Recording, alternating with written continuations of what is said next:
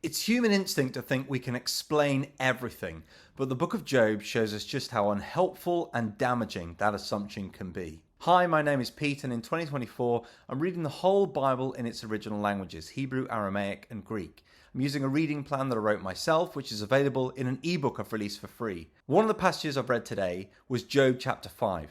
Most people have heard of Job as a man who suffers. And many people assume that the book of Job is about answering the question, why do we suffer? But that is not what the book of Job is about at all. In fact, the opposite. In chapters 1 to 2 of Job, we're shown that he's a righteous man who fears God. But Satan, in an attempt to prove to God that people only believe in him because of what they can get out of it, takes away Job's home, his riches, his family, and his health.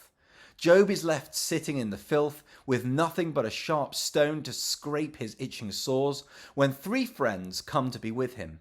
For a time they sit with him in silence until eventually Job opens his mouth. In everything that Job says, God never condemns him or calls him wrong. In fact, at the end of the book, God says that Job has spoken rightly of him in a way that his friends did not. Notably, Job never asks the question, why is this happening to me? He does ask other questions like, why wasn't I aborted in the womb? Why didn't I die at birth? And stuff like that. And other questions that reveal his terribly depressed state of mind. But he never asks, why is this suffering happening?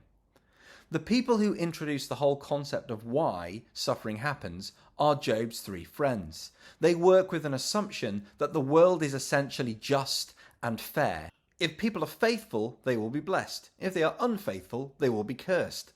The basic assumption is at the core of human nature. I grew up in the UK, and most people I met thought that life basically worked that way. Good people are blessed and bad people have problems. For several years I worked in East Africa, where this basic assumption was the most fundamental religious view of many religious people. Here in the book of Job, the three friends share this common human assumption, and they run the logic backwards as well. If obedience causes blessing and disobedience causes curse, then the fact that Job is clearly experiencing curse must mean that he's disobeyed God on some level or another. The idea that good people are blessed and bad people are cursed is a pernicious, false, and wrong view of God and the world. The reality of the world we live in is that many times good deeds do not go unpunished, and the wicked are often exalted. It is not hard to be a success if you cheat either. God is hidden in this world. For the most part, we do not see his purposes and plans. He reveals himself to us only in the cross of Jesus, which is a point of injustice and suffering, where the wisdom of God looks foolish and the strength of God looks weak. What struck me reading the words of Eliphaz the Temanite today was how this attitude of works righteousness he has drives away the sense of God's presence and empathy. Look at what he says in Job chapter 5 verse 1. Karana hayesh oneka ve'elmi mekakodeshim tifne. Which means, please call out, is there anyone who will answer you? And to whom of the holy ones will you turn? What a disgusting thing to say to someone who is suffering. Now, Eliphaz wraps up this supposed wisdom in soft and fancy language, but at the end of the day, what he's saying to Job is, God does not hear you. God doesn't care. God needs you to do something first before he'll pay attention. Stepping outside of the book of Job for a moment, the way Eliphaz presents God is not like the God of the Bible, who reveals himself through his works and words. Compare what Eliphaz says to the description of God in Exodus 2, verses 23 to 25. During those many days the king of Egypt died, and the people of Israel groaned because of their slavery and cried out for help.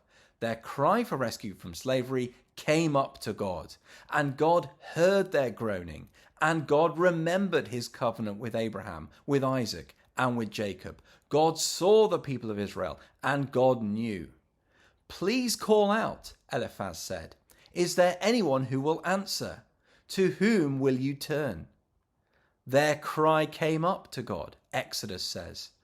And God heard, and God remembered, and God saw, and God knew. The book of Job was the first thing I taught when I moved to East Africa, and one of the last things I taught before I left.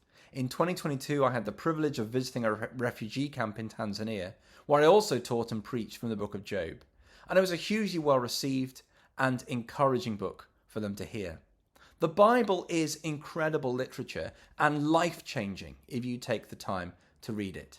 So if you want to read the Bible with me in 2024 in the original languages, then details of my Bible reading plan and EPUB reader, which is free to download and use, can be found in the description below.